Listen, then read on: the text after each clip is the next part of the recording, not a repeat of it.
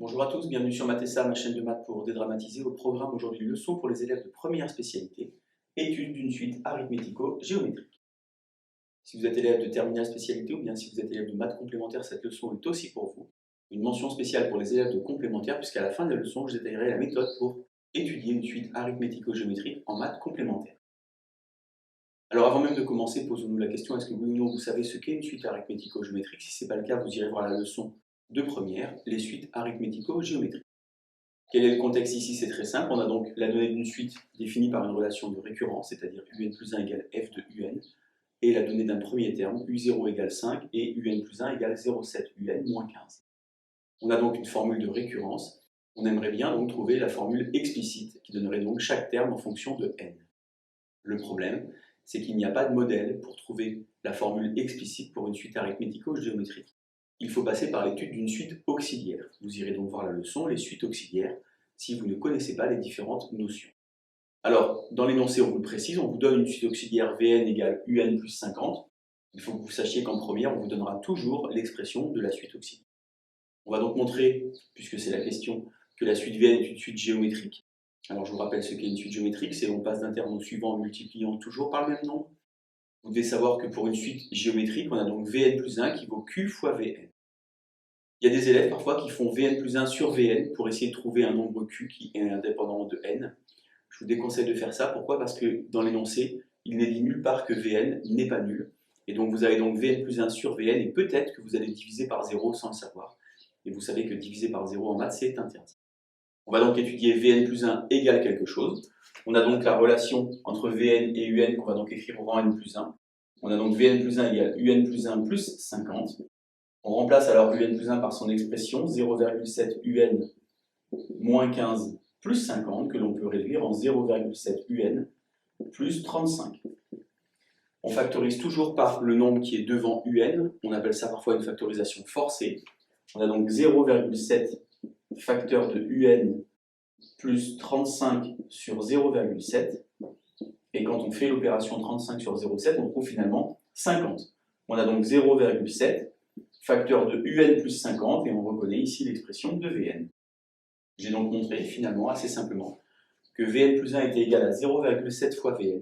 Ça veut donc dire en fait que Vn est une suite géométrique de raison 0,7. Je calcule alors le premier terme grâce à la relation qui est ici. J'ai donc V0 égale U0 plus 50.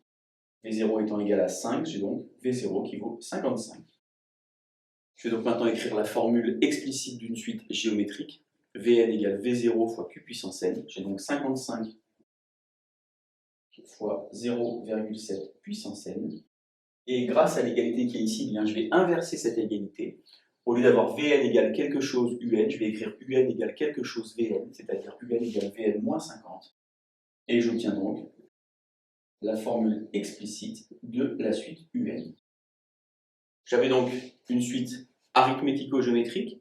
Je suis passé par l'étude d'une suite auxiliaire pour trouver la formule explicite de la suite Un. Cette démarche sera à reproduire dans tous les exercices où vous aurez une suite arithmético-géométrique. Une fois n'est pas coutume, je vous propose ici de vous insérer la copie d'un élève pour vous montrer un petit peu qu'on peut faire la rédaction soignée et appliquée. Donc vous remarquez que la copie de l'élève ressemble étrangement à tout ce que j'ai écrit. D'abord, on a l'étude de la suite auxiliaire pour montrer qu'elle est géométrique. Ensuite, on a le calcul du premier terme. Enfin, on écrit avec les quantificateurs, quel que soit n appartient à grand N, la formule explicite de la suite Un. Alors, comment est-ce qu'on fait aujourd'hui en maths complémentaire pour pouvoir étudier une suite arithmético-géométrique? D'abord, il y a une notion extrêmement importante qui s'appelle la recherche d'un point fixe. Alors, qu'est-ce que c'est un point fixe? C'est simple à comprendre. Je vous ai dit tout à l'heure en fait que la suite Un était définie par une relation de récurrence Un plus 1 égale f de Un. Eh bien, la recherche d'un point fixe revient finalement à résoudre l'équation f de L égale L. Donc, c'est ce qu'on va faire ici. On va donc trouver un nombre qui va vérifier f de L égale L.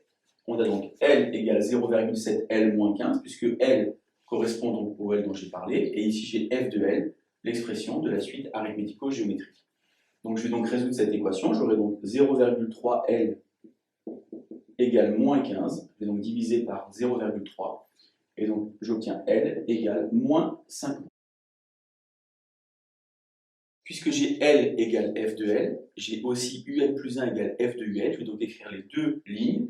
Un plus 1 égale 0,7 moins 15, qui est donc la formule de récurrence de la suite arithmético-géométrique. L égale 0,7 L moins 15, c'est donc la recherche du point fixe.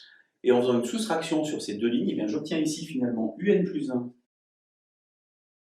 moins L égale, alors 0,7, je vais le mettre en facteur, ce sera plus propre, Un moins L, moins 15 moins 15, évidemment, ça s'annule. Bien ici, je reconnais l'expression d'une suite géométrique. Alors cette suite, elle s'appelle Un moins L, elle est géométrique et sa raison, c'est 0,7. Je calcule alors le premier terme de cette suite. U0 vaut 5 et L vaut moins 50. J'ai donc 5 moins 50, ce qui fait donc 55. Je vais donc pouvoir écrire la formule explicite de cette suite géométrique. Un moins L égale donc premier terme fois la raison puissance n.